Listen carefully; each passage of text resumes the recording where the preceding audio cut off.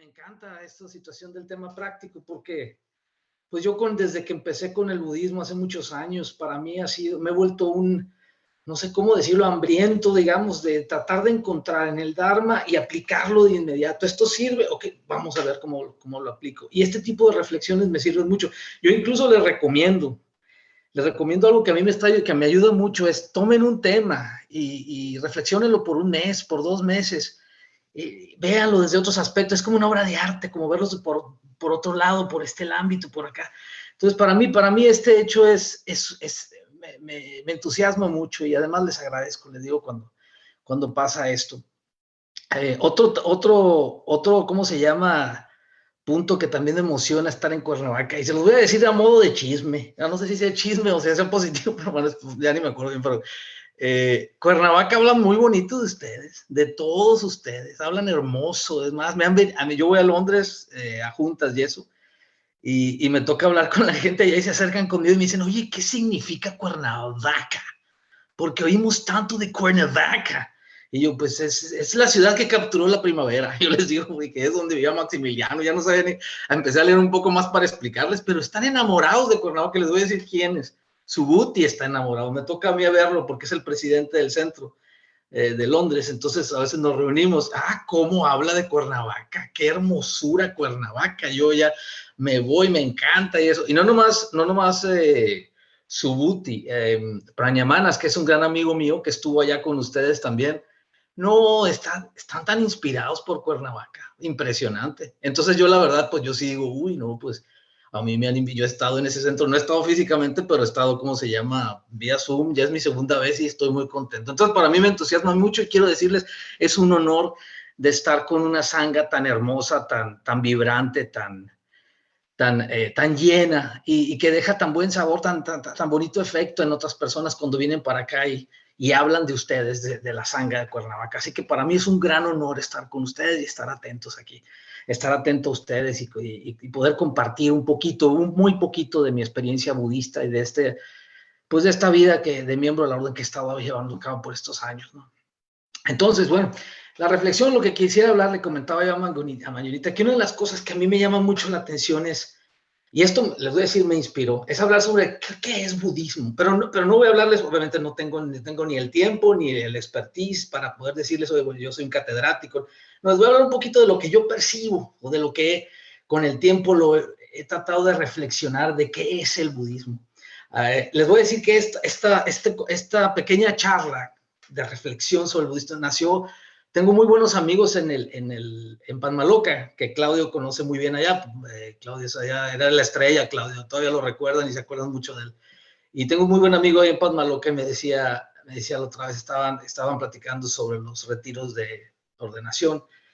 Y me dice, estuve tan contento porque medité un nivel de contento, un nivel de paz, de calma, que me sentí budista, me dijo. Y eso, le estoy hablando de un miembro de la orden que lleva muchos años ordenado. Le digo, ¿cómo te sentís? Sí, me sentí budista. Y me llamó mucho la atención que me dijera eso porque le pregunté, ¿y qué es eso? Digo, ¿cómo que sientes? ¿O qué? No sé, nomás te digo eso. Me dejó pensando porque dije, bueno, ¿por qué yo me llamo budista? ¿Y qué es lo que yo quiero saber del budismo? ¿Qué es lo que me gusta a mí del budismo? O qué parte de mí es el budismo o el budismo, todo ese tipo de cosas, pues empecé a reflexionarlo. Y sí, empecé a reflexionar. Y una de las cosas que me gusta reflexionar es ir al pasado. Ya sé, la vez pasada, con algunos de ustedes ya he platicado, ya he compartido mi vida, mi historia de vida en México. Yo era abogado. Era abogado y yo cuando empecé a trabajar hace muchos años, empecé de litigante, llevando asuntos de bancos. Entonces, no sé por qué me recordó esto, me acordé de una maestra que tuve en Derecho, por ejemplo, cuando estudias Derecho, algunos de ustedes me imagino serán abogados o conocen de abogados, una de las materias más complicadas en la carrera de Derecho es Derecho Constitucional, porque es la que se refiere a los amparos, la que se refiere a las características individuales, todo ese tipo de cosas, ¿no? Entonces, había una magistrada, que era la magistrada Chuyita, me acordé mucho de ella ahora que estuve reflexionando sobre cómo poder definir algo, cómo definir el budismo. Y me acordé porque cuando uno iniciaba en los juzgados, pues, digamos que yo demandaba o contestaba la demanda, entonces la impugnaban y se iban a la apelación con el magistrado, se iban arriba a apelaban contra la sentencia del juez y se iban con los magistrados hacia arriba. Y con los magistrados te daban la oportunidad de una charla de 4 o 5 minutos para poder explicar lo que le llamamos jurídicamente la litis o la esencia de todo la situación legal. Entonces yo me acuerdo, yo estaba muy chavo, ¿no? Entonces yo tenía 23, 24 años y me acuerdo que iba con mi expediente y me daban 4 minutos para explicarle al magistrado lo que nosotros estábamos proponiendo para defender el asunto. Entonces era mi maestra, era mi profesora también en la universidad, estaba de magistrada, yo llegaba todo nervioso y le decía, bueno, y ella me decía, a ver, explícame rápido, tienes 4 minutos, explícame la definición de lo que quieres o qué quieres. Yo me ponía súper nervioso, me decía, rápidamente me paraba y me decía, no estás ni preparado, vete para allá, no me puedes explicar. Así fueron como 1, 2, 3, 4, la cuarta vez le dije, ¿sabe qué? ¿Cómo le hago? Yo no sé cómo explicar algo, cómo poder definir algo, cómo poder decir algo en 4 minutos. Y me dijo una cosa tan buena que ahorita la aplico para el budismo, por cierto, me dice, mira, trata de si puedes hacer un ejercicio. Trata de explicar algo en 2 términos, o en 2 palabras, o en 2 ideas. Y de ahí vas. Así fue como empecé yo a tratar de cuestionarme, decir, bueno, ahora ¿cómo puedo yo definir el budismo? En 2 o 3 palabras. Y hay una cosa interesante, porque a partir de que empecé a hacer ese ejercicio, me empecé a sentir más seguro, más certero de lo que yo creía o sabía de las cosas, ¿no? Una cosa muy interesante. Entonces, así como empecé mi reflexión. Y uno de los puntos, el primer cuestionamiento que me lleva a pensar así, para tratar de definir, tratar de encontrar la manera de poder explicarles en 2 términos, en 2 palabras, o poder explicarme yo en 2 palabras qué es el budismo, empecé a preguntarme, bueno, ¿y qué es realmente? ¿Será una religión? ¿Es una filosofía? ¿Es una manera de pensar? Yo me acuerdo cuando empecé, hace muchísimos años, es más, acababan de abrir el Centro Budista de la Roma. Nomás tenían un shrine, ¿cómo se llama? Un recinto, todo estaba cerrado, tenía como 15 gentes, me acuerdo que íbamos, y acababa de abrir un Pachamate, y me acuerdo que yo llego y lo primero que vi, fui a un retiro ahí a Cuernavaca, al benedictino, y luego voy al Centro Budista, y lo primero que veo es que me intimida tantos budas, tantos colores, tantos lenguajes, que si pali, que si sánscrito, que otra gente estaba hablando, que las escrituras, que el Pali Canon, que el Mahayana, todo. Dije, ¿qué es esto? No sé, ¿por dónde empiezo?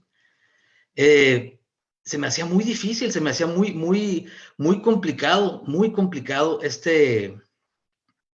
el entenderlo y tratar de asimilarlo, pero fíjense, curiosamente, lo que sí se estaba dando es que a partir de algo, había algo ahí que yo notaba. Sí era muy difícil, y es muy difícil a veces, pero comparado con las ganas y la energía y ese hambre que tengo de entender más, se complementa. Entonces, para mí era como, ¿saben cómo me imaginaba? Yo me acuerdo, yo veía el Dharma y decía, bueno, a lo mejor el Dharma es como una receta médica. Es como bueno, las escrituras lo llaman mucho el Buda como el médico, que te va a dar una receta y decir, síguela, a ver cómo te va, ¿no? Descubrí que al pensar así me entusiasmaba mucho. Incluso cuando en esos tiempos yo ya estaba demasiado, ¿cómo les puedo decir? Era demasiado sarcástico a las cosas. Ya no creía mucho en las cosas positivas. Estaba, según yo, muy dañado. Pero había algo que a mí me encantó y que todavía sigo pensando y que guardo en mi corazón, y que es eso que tenemos y que todos, cada uno de ustedes, yo estoy seguro lo han sentido y me encanta comentarlo. Y es el primer vislumbre que tuvimos cuando conocimos del Dharma, cuando conocimos del Buda, puede ser de muchas formas ese vislumbre. A mí me encanta platicarlo. Ese primer momento, ese impulso, ese movimiento donde tú estás sentado en una charla o donde estás meditando, estás en un retiro, alguien te dice algo y sientes algo aquí en el corazón y dices, ¿sabes qué? Esto sí trabaja. Algo está ahí. Aquí, por ejemplo, en el Centro Budista de Londres, no sé si lo hagan en México, creo que sí, pero no estoy seguro. Aquí tenemos, pues me toca a veces liderar retiros y me toca ser parte de equipos de retiros. Y un ejercicio que hacemos que a mí me encanta es hacer plática, charlas con las personas que están empezando, fíjense, con personas que acaban de empezar en el budismo, que acaban de hacerse mitras y todo eso, y dan una charla de 20, 25 minutos en retiro. Y le llaman, ¿por qué soy budista? Why am I Buddhist? Y me encanta. Fíjense, la última vez, por ejemplo, estaba yo en uno de los retiros y me movió mucho, me conmovió impresionante. Y llegó una muchacha y dice, pues sí, tenía un año casi, se había hecho mitra, estaba compartiendo. Y estaban hablando de ese vislumbre, de ese momento en el que uno por primera vez se siente inspirado, siente que hay algo ahí, algo que puede cambiar mi vida, que me puede ayudar a ver las cosas diferentes. Y no estoy hablando de iluminación ni nada, simplemente que hay algo que resuena por ahí. Y esta niña dice algo muy bonito, fíjate, a mí me impresionó, me sacó las lágrimas, y conste que no era ni, acababa de empezar. Y dice así, le preguntaban, bueno, ¿y cuál es el vislumbre? Cuéntanos la primera vez decía, la primera vez que yo entré a un recinto, vi al Buda y vi una sonrisa serena, una hermosa sonrisa que guardaba un secreto que ya sea pronto o quizás con mucho tiempo voy a descubrir. Cómo me emocionó eso cuando lo escuché. Dije, qué bonito es eso. Y sí, cierto, es una especie de secreto que guarda esa sonrisa del Buda que te dice, hay algo, vamos. Todas estas historias a mí me llenan mucho, ¿no? Y a mí en lo personal, mi vislumbre, uno de los que más recuerdo, y lo evoco ahorita, al que estamos platicando de esto, fue, sí les conté mi vida anteriormente, yo muchos años antes, cuando tenía como 19, viviendo en California, en Baja California, que estaba California, y le llamaban el movimiento New Age, y toda la gente era muy espiritual. Entonces ahí me regalaron un librito donde lo primero que hice fue leer la historia de Siddhartha, ¿no? De Siddhartha antes de que fuera del Buda, ¿no? De su historia. Y a mí me emocionó mucho una parte de esa historia. Me movió tanto. Ahí quizás uno de mis vislumbres más potentes fue cuando escuché la historia de Siddhartha, de los 4 estadios que le llaman. Yo, por ejemplo, cuando lo empecé, yo vengo de escuelas, de colegios maristas, de estar muy católicos y todo eso. Entonces, a mí cuando estaba de chico me regalaban libros de santos y pues era puro sufrimiento y puro, cómo sufrían los santos y cómo se golpeaban y cómo todos estaban, pero con él dije, no, este libro va a ser como de los santos, no, lo leo y lo que me doy cuenta es que era un vato, y con todo respeto que habla así, pues estoy hablando como norteño de mi tierra, ¿no? Era un joven con lana el vato, con su fregón, con su jefe a todo dar, un gran hijo de un príncipe, castillos tenía, estaba muy guapo y tenía a sus novias y todo, estaba perfecto y una vida increíble. Pero me llamó mucho la atención esa parte de la historia cuando Siddhartha, el Buda, bueno, antes de ser el Buda, Siddhartha, Gautama Siddhartha, le pide, dice, a escondidas quiero conocer el mundo. Y le pregunta al que maneja la carreta, ¿no? Oye, quiero conocer el mundo, ábreme las puertas. No, yo no me meto porque tu papá me dijo que no y no, yo no. No le vamos a decir, vente, vámonos. Y abren las puertas. Y me imagino mucho esa historia cuando la estaba leyendo, decía, qué interesante esto. Entonces ahí va el príncipe conociendo un mundo externo, ese fuera de su castillo. Y camina y pum, y de repente ve allá en una esquina a una persona muy extraña. Una persona con el pelo blanco, con los ojos así todos opacos, sin dientes y moviéndose así medio raro. Dice, paren, y quiero ver eso. ¿Qué es esto? Dice. Y ya le dice su lacayo, la persona que le estaba, dice, ¿sabes qué? Pues se llama vejez y tú lo vas a experimentar. Mi padre lo va a decir, sí, todos nos vamos a hacer viejos. Bueno, pero dime de qué sirve. Así decía en el libro, y así me lo imagino, que le decía, y dime de qué sirve esta belleza, esta fuerza que tengo, si voy a acabar así.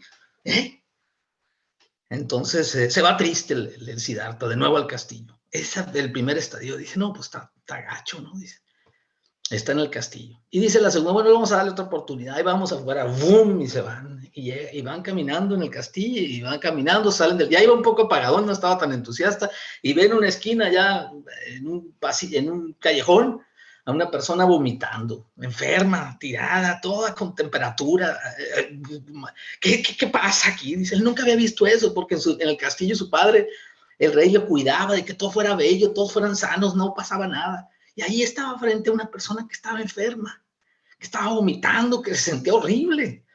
¿Qué es esto? Le dice a su lacayo, a la persona que lo estaba llevando. pues eso se llama enfermedad y pues todos nos enfermamos. Usted se va a enfermar. No, yo no, también. ¿Pero qué es esto y esta vida aquí? ¿Cómo? Sí, así vamos a estar todos. Pues se regresa otra vez al castillo. Ya va en la segunda. Ya la tercera dice, bueno, vamos a ver qué onda, qué sigue ya. Ya va, pero ya va apagadón Siddhartha. Así me lo imagino, como les digo, cuando leí la primera vez en el libro, uno dice, ya va Siddhartha caminando, regresa y entra al mundo y ve, y de repente ve un humo y se acerca y ve gente llorando como nunca había visto, llorando la pérdida de alguien. Estaba una persona muerta. ¿Qué es esto? Dicen, pues este señor se murió. Y yo me voy a morir, sí, usted se va a morir también. Y mi papá se va a morir, sí, mi hijo, todos se van a morir. Qué terrible sufrimiento. Me imaginé mucho cuando leí ese libro hablando de vislumbre. Yo me senté, estaba metidazo en el libro y lo que más me imaginaba decía, bueno, es que cómo se dio cuenta de todo este sufrimiento tan, ¿qué es la vida? ¿Qué es esto? Decía. Hay un cuarto estadio, que es el cuarto estadio el que les digo que me generó una emoción que todavía, fíjese, después de 30 años, yo creo que todavía lo hablo y me emociono, me motiva. Cuando dice Siddhartha, me voy a salir otra vez, cuarta vez, a ver qué puede suceder. Bueno, sale del castillo otra vez, la cuarta vez. Ya no ve muertos, no ve enfermos, no ve viejos. Ve mucha gente en el mercado. Y en medio del mercado, ¿qué ve? Una persona, un señor sin joyas, sin nada que demostrar poder o dinero, con un simple cuenco, con un trapo, pero con algo hermoso, una sonrisa. Una sonrisa caminando así con el cuenco, con una sonrisa, con unos ojos brillantes. Siddhartha ve eso y dice, ¿qué es esto? Es un renunciante, le cuenta. Es un renunciante que ha dejado todo y que se ha aventado a la vida, a explorar la vida, a encontrar, a buscar. En ese momento me imagino también Siddhartha que quiere buscarlo, pero ya se había perdido. La cosa que más me emociona de este punto de la historia es que en ese instante es imaginarme lo que Siddhartha estaba viviendo. Siddhartha, al ver ese hombre, después de haber visto tanto sufrimiento, enfermedad, vejez, todo, y ver un hombre sin nada, con solo una sonrisa, vistiendo una sonrisa, soy muy romántico, ¿no?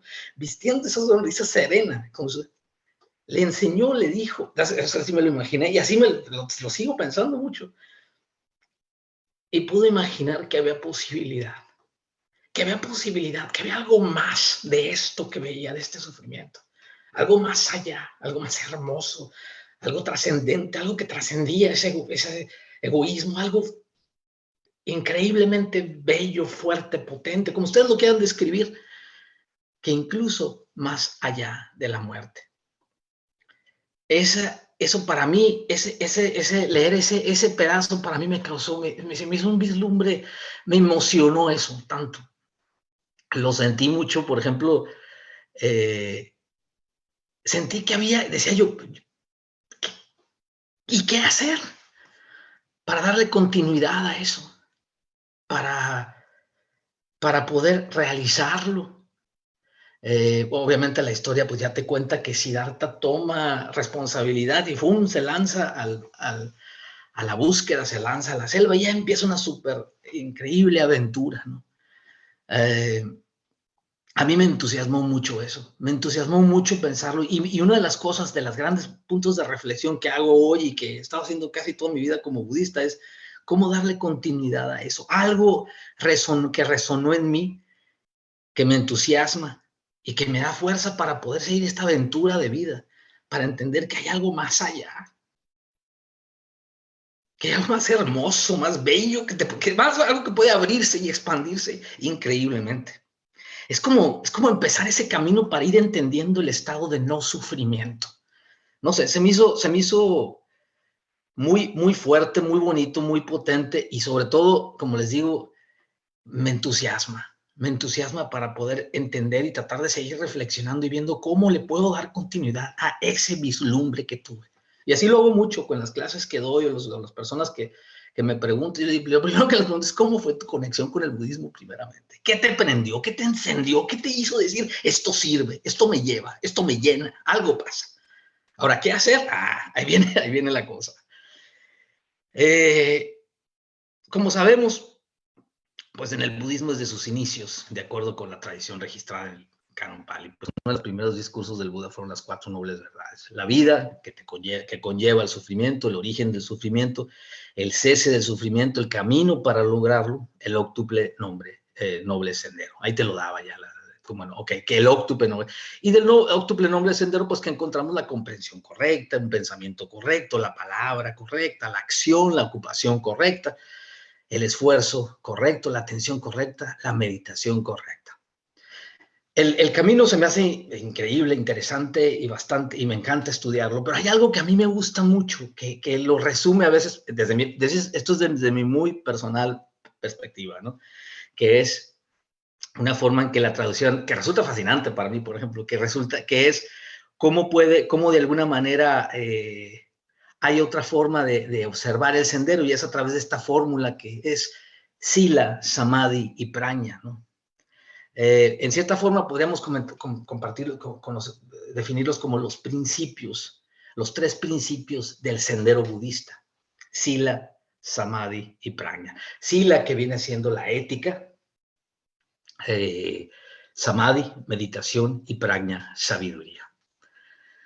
Y yo les comparto, reflexionando, como les digo, tratando de entender este vislumbre, tratando de darle continuidad. ¿Qué es la ética para mí, la ética budista? Y una de las primeras cosas que me saltó a mí como abogado, también quizás por la vida que tenía de haber ejercido el derecho por tantos años, lo primero que me pasa a mí cuando empiezo a ponerme más serio con el budismo es a evocar el concepto de ética que yo ya tenía antes, el mundo de los juristas, ¿no?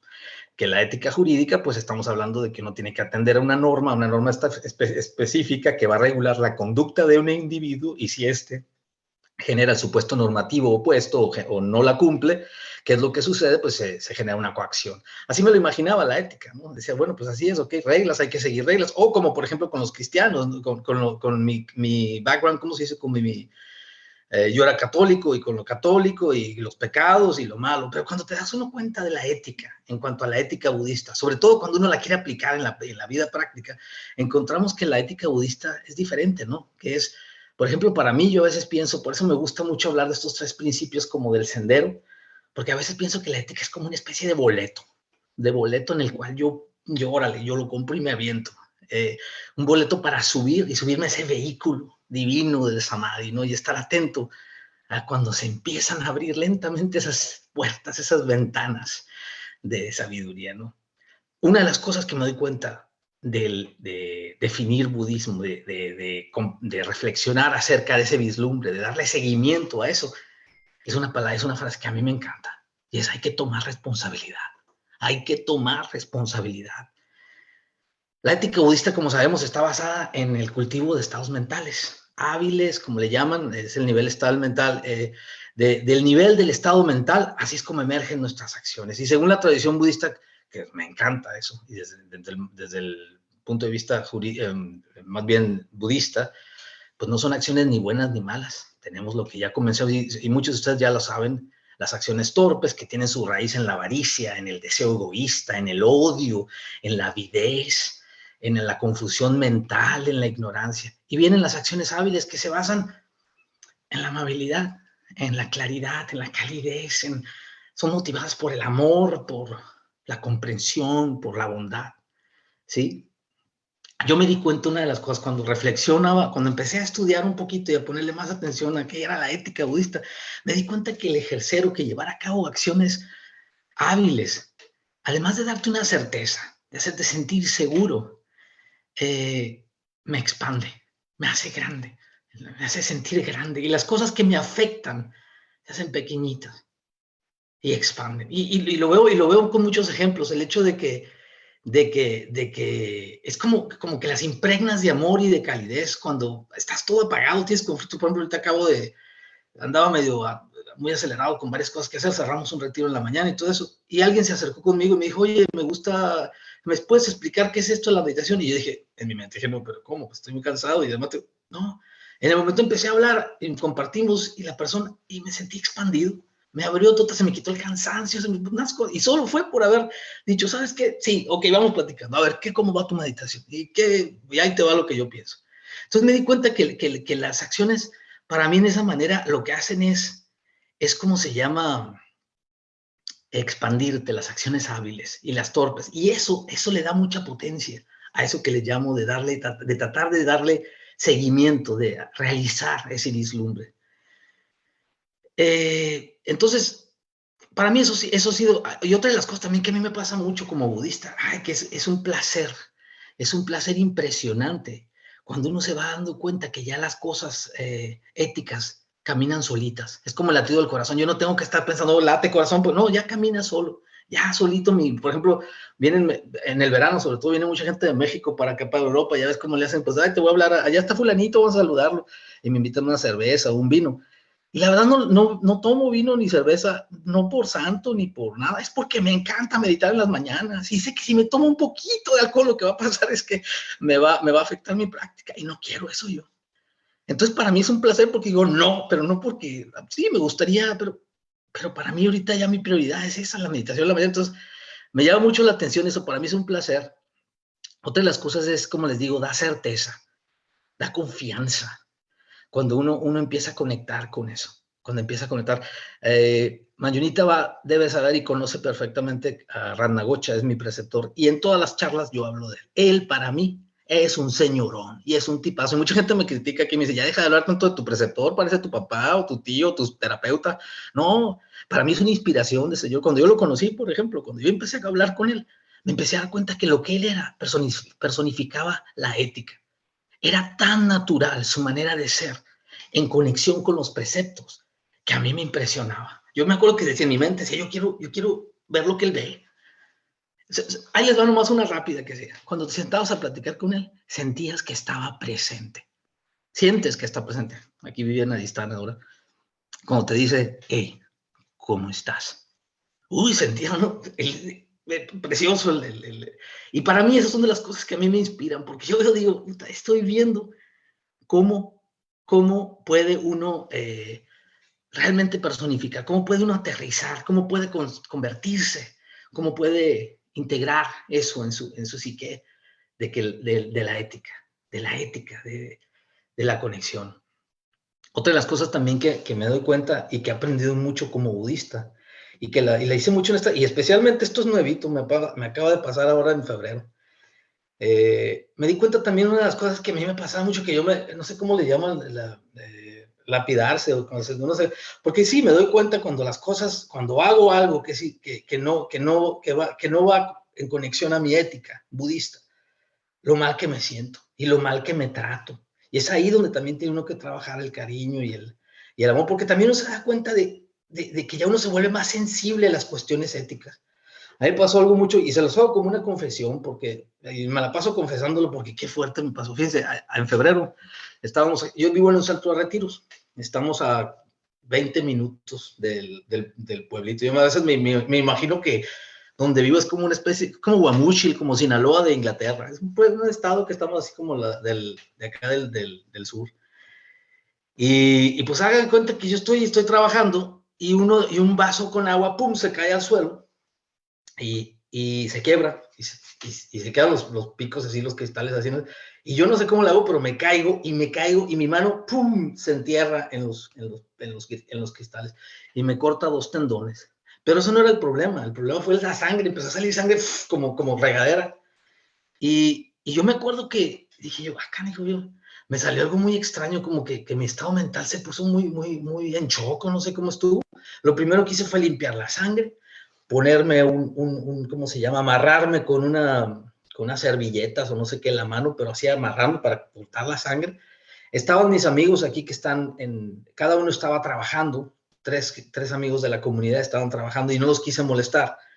Entonces yo dije, no, ahorita me aprieto, agarro el carro, fíjense, agarro el carro y me voy a urgencias de aquí del pueblito. Ahí voy, me aprieto, hago la de esta, llego, pum. Todavía llego, fíjense, llego a urgencias. Y yo, como a veces llevo gente de aquí que se siente mal en retiro, lo llevo a urgencias, yo ya sé exactamente cuánto tiempo va a durar la espera. Y veo 15 gente, dije, esto va a durar como 3 horas. Pensé así, y automáticamente me volvió a empezar a salir la sangre en medio de toda la gente. Me dio tanta vergüenza, nunca me había pasado eso, que me estaba saliendo sangre, y yo decía, señora, llegó una hermosa enfermera, me abrazó así, me dijo, no, mi amor, no te preocupes, no, vete para acá. Y me pusieron enfrente, y yo dije, esto sí está medio fuerte, me quedó el dedo chueco, el dedo estaba así todo aguado. Y yo dije, no, pues sí. Y ya me iban a llevar para operar a Cambridge, que es la, como decía Mañonita, es aquí cerquita. Y llega un doctor y dice, no se lo lleven a, no, que vaya el viernes, era jueves, que vaya mañana, solo con una condición.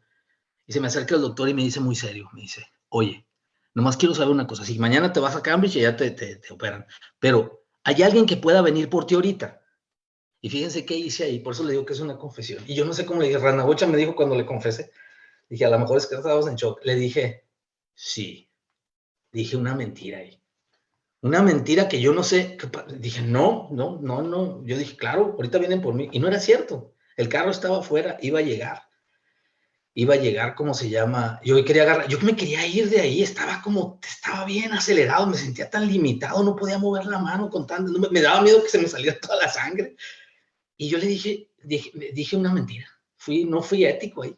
Tuve un estado torpe, increíble, que si fue porque estaba en shock, que si fue por la sangre, no sé qué fue, pero dije, y clarito lo siento y lo percibo. Y así le dije al doctor, sí, ahí están afuera esperando. Sí, no se preocupe. Ah, bueno, pues entonces sí, vete, pues.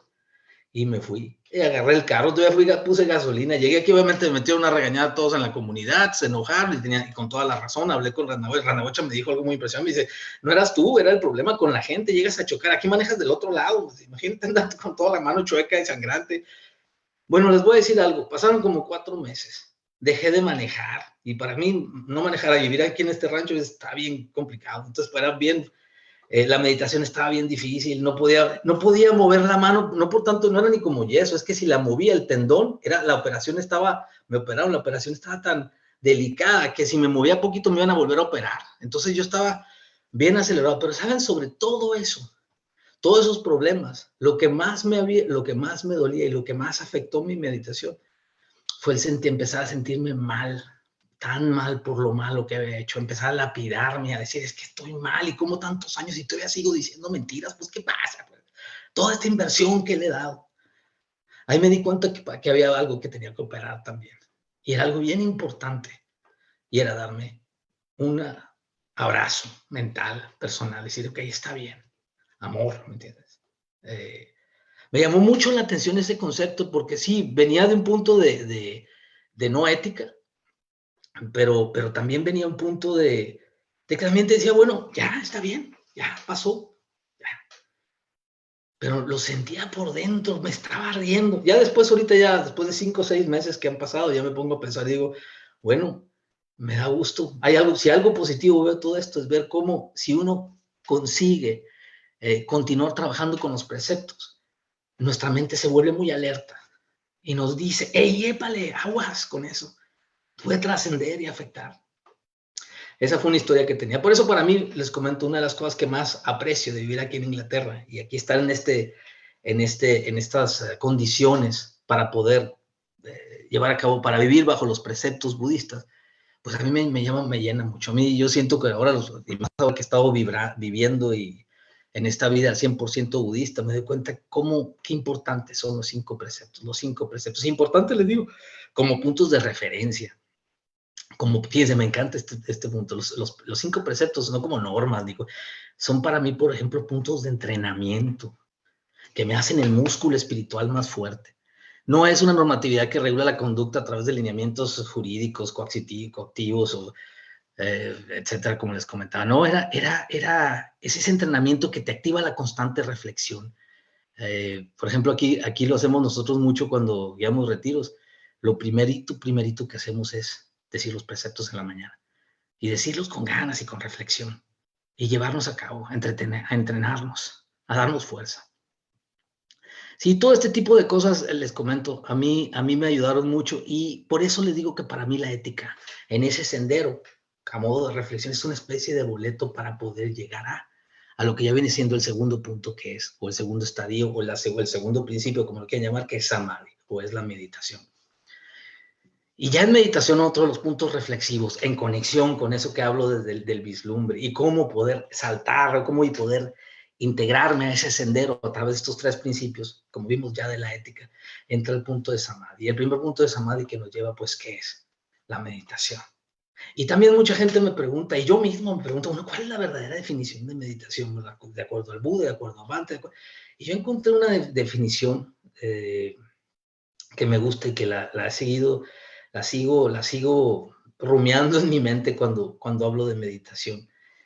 Y fíjense, si para mí una de las mejores definiciones de poder hablar de meditación es incrementar. En la meditación, nosotros incrementamos nuestra atención consciente. En mindfulness, el awareness que le llaman acá ¿no? Es incremento de esa atención consciente. Con el método que tú sea metabajana, sea lo que sea, pero es estar atento, estar presente. Es como entrar en contacto con nuestra experiencia directa, tal y como es. Pero fíjense, tal y como es, ¿eh? A mí no me gusta mucho decir el aquí y el ahora porque ya está tan quemada esa frase, ya todo el mundo la dice, sí, yo vivo en el aquí y en el ahora, pero no es cierto, ¿no? El aquí y el ahora lo decimos mucho en los retiros, por ejemplo. Hablamos de, estemos aquí un poquito, dejemos el futuro a un ladito, dejemos el pasado y los miedos y veamos qué nos da nuestra experiencia directa. Ojo, sin juzgar, sin rechazar sensaciones desagradables, o ni apegarnos a las que son agradables, y continuar en nuestra mente tratando de, me encanta esa palabra, de cultivar una actitud no reactiva, una actitud ecuánime, una actitud de curiosidad, de aprecio, de calidez, de amabilidad, una actitud de autocompasión.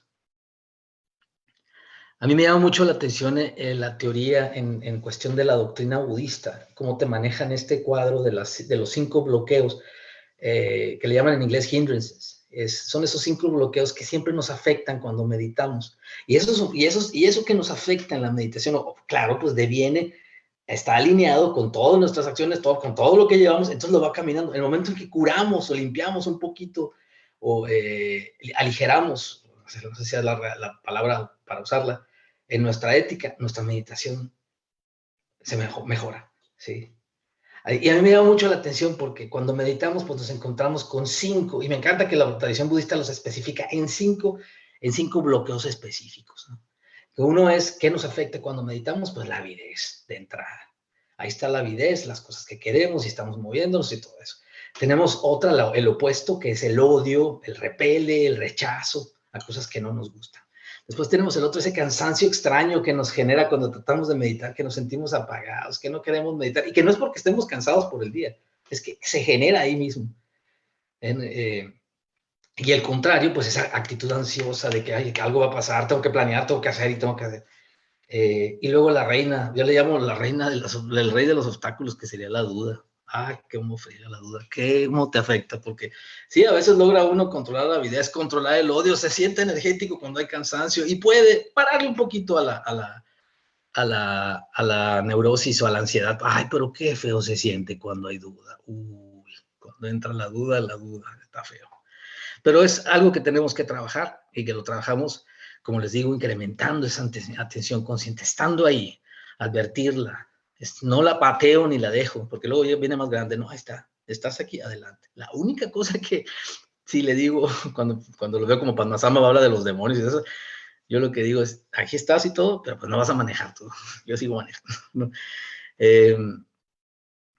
Me llama mucho eso, me llama mucho la atención a mí eso de la atención consciente y de cómo podemos desbloquear, cómo podemos trabajar con esos bloqueos. Le llaman los nidanas, creo que se llaman en el lenguaje budista. Y este tipo de bloqueos lo que nos hace cuando meditamos, la avidez, el repeler cosas, la ansiedad, el cansancio, el que no es cansancio, la duda, lo que hace es cubrir esa capacidad, esa posibilidad que podemos tener para ir profundo, para ir más profundo. Entonces, cuando logramos desbloquear de esa manera, se genera algo muy interesante. Y lo compartí la otra vez hablando con la gente de México, con el Centro Budista de México, estamos platicando respecto a esto. Aparece un lugar que en inglés se llama The Gap, pero le voy a decir la brecha, o hay un espacio que la atención consciente, al ejercitarla en nuestra meditación, al estar atentos a esa atención consciente durante el día, podemos lograr un momento que aparece una brecha, una especie de espacio en el que tenemos opción. Tenemos la opción de, ante cualquier situación que sea, ya sea de avidez o de miedo, de temor, de ansiedad, de angustia, que se nos haga presente, o de placer, lo que sea, que se nos haga presente, tengo la opción de lanzarme a esa montaña rusa de emociones y darle y seguirle dando. Tengo miedo, tengo mucho miedo, tengo mucho coraje, le voy a agarrar trancazos, voy a hacer esto. Sí, sí. O la otra es que responder creativamente. Y mucha gente me dice, bueno, sí, pero ¿cómo respondes creativamente? ¿Qué haces? Clarito.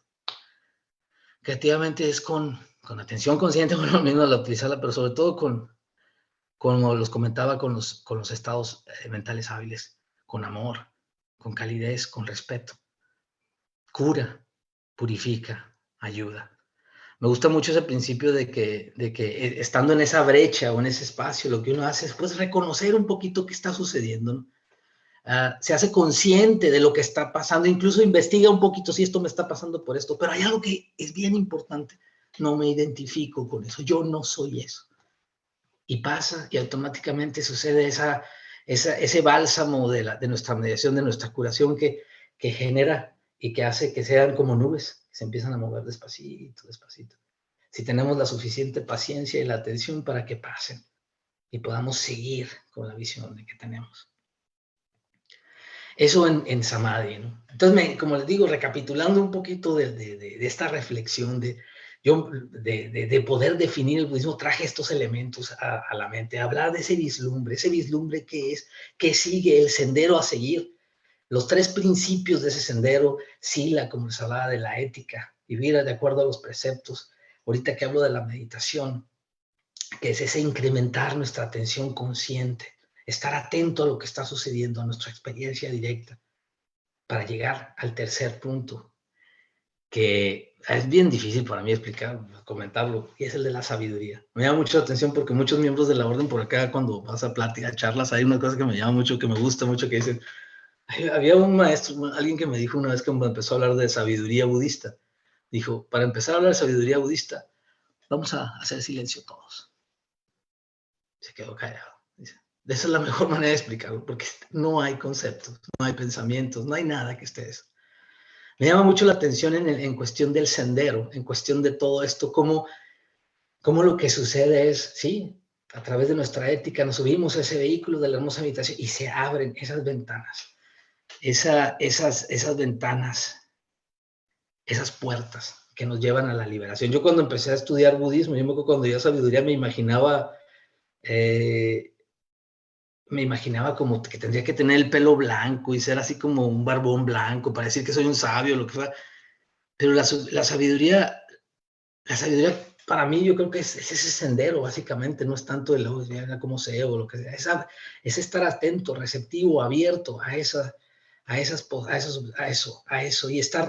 y poder lograr traspasar esos velos que nos dicen, sobre todo esa necesidad de seguir sosteniendo a este ego que tenemos, este cúmulo, este racimo de pensamientos, de ideas, de puntos de vista que hemos recolectado por años y que lo cuidamos para que no, porque nos puede, el momento que soltamos, ¡puf!, se abre algo hermoso. Pero lo sigo, no lo sigo, ahí está, y lo cuido, y yo soy, y sin esto yo me muero, y no, pues yo todo puedo, pero cuando logra uno hacer eso, cuando a través de la plena, de la conciencia, de la atención consciente, del amor, de la meditación, se abre eso. Y uno puede advertir cosas increíbles. Yo a veces hasta les digo aquí cuando doy cursos, digo, yo a veces me imagino si vinieran marcianos aquí al mundo y dirían, qué hermosas criaturas son los humanos. Tienen esa capacidad de abrirse, de potencializarse, de expandirse, si quieren. Me encanta también mucho la metáfora para hablar de sabiduría, que es como una especie de balsa que cruza el río de samsara y que sí, pues nos hace entender que sufrimos porque pues nos aferramos a cosas, porque le tenemos miedo, porque no las queremos, o porque no creemos, o porque lo que ustedes quieran y manden. Pero ahí está, ¿no? En el momento en que soltamos, así hablándole en sencillito, ¿qué nos pasa? Pues nos liberamos un poquito, ¿no? Estamos buscando trascender, ¿sí? O es lo que yo pienso, ¿no? Yo busco trascender el egoísmo, ir más allá de esa visión egocéntrica, ¿sí? a una visión más amplia, más grande, más elevada. Hay una cosa que a mí me impresionó mucho cuando empezaron a hablar, cuando empecé a escuchar sobre la sabiduría budista. Y alguien dijo, alguien dijo, la sabiduría budista surge de la compasión. Y ahora yo les traigo otra historia que me inspiró mucho cuando escuché esa frase y sobre todo cuando leí, esta es otra parte también que me inspira mucho de la historia del Buda.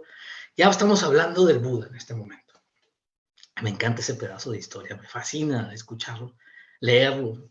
Y es cuando el Buda ya está iluminado, ya es el Buda, está iluminado, está ahí. No sé ni cómo describir la iluminación, pero está ahí vibrando, potente, lleno, está ahí.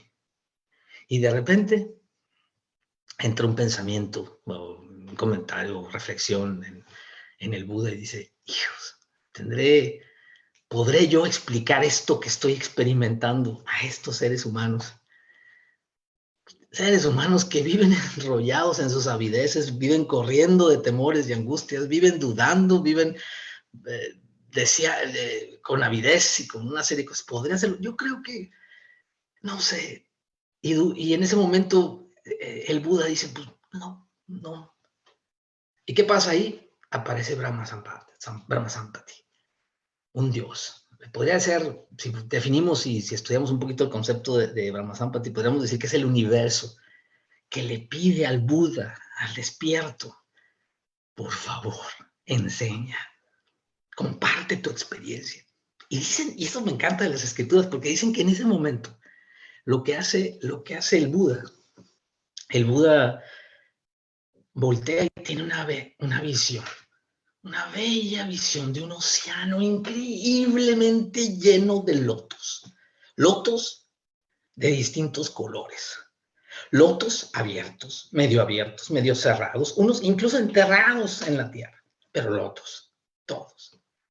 Y me imagino al Buda observando esa bella visión, en la cual él puede entender y decir, ay, ok, sí son diferentes todos, los veo todos de colores y están más arriba, pero hay algo que tienen en común,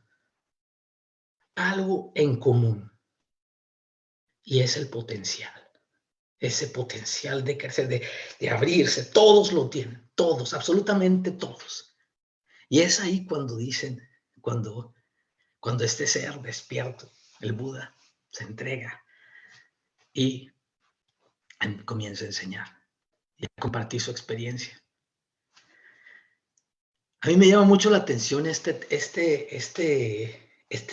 pedazo de la historia, porque me hace entender eso que les comentaba. Tenemos todos el potencial. Y ese potencial puede despertar en nosotros, no con un Dios que se nos aparezca, un rayo que aparezca o que venga, no sé, está en nuestra naturaleza. Y eso creo que se los comenté la última vez que platicamos, porque siempre lo comparto, siempre trato de recordarlo. Está aquí. Y lo único que tenemos que hacer es despertarlo con esa atención consciente, con ese amor, con esa calidez. Fíjense, y ahorita ya para cerrar, porque creo que les he hablado mucho y como verán me entusiasma mucho este tema, pero yo creo que ahorita ya de ruco, ya de muchos años, pues dicen, mi padre es abogado también y dice que tú te conviertes en menos abogado cada que te desconectas cada día más, y yo estoy desconectado, llevo casi 13 años sin estar en contacto con el derecho, pero hoy sí les puedo decir que como me enseñó mi maestra, la abogada Chuyita, me acuerdo que decía que si pudiera explicar en 2 términos o pudiera definir lo que para mí es algo, yo pudiera decirles después de esto que hemos estado platicando, después de esta historia, que para mí el budismo lo puedo definir en 2 términos, en 2 ideas. Atención consciente y amor. Muchas gracias.